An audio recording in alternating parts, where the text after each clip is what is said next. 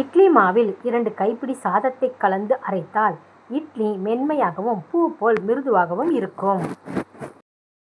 வாணலியில் ஒரு பிடி முருங்கைக்கீரையை நெய் விட்டு வதக்கி சிறிது தேங்காய் சேர்த்து அரைத்து கொதிக்கும் சாம்பாரில் விட்டால் சுவை சூப்பராக இருக்கும்.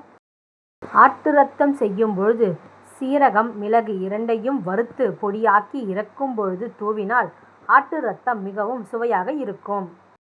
சாதம் வடித்த கஞ்சியை எடுத்து ஆற வைத்து 1 ஸ்பூன் நெய்யில் கொஞ்சம் சீரகம் கலந்து குடித்தால் இடுப்பு வலி நீங்கும். பொரியல் செய்யும் பொழுது காரம் பொடிக்கு பதிலாக தேங்காய் பொடி சேர்த்தால் பொரியலின் சுவை மிக நன்றாக இருக்கும்.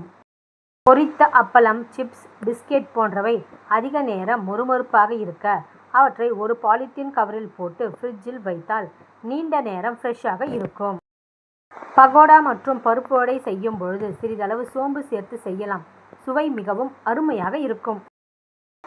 எதிர்பாராத விதமாக அடுப்பில் வைத்த ரசம் அதிகமாக கொதித்துவிட்டால் அதில் அரை டம்ளர் பச்சை தண்ணீர் உடனடியாக ஊற்றி அடுப்பை அணைத்து விடுங்கள்.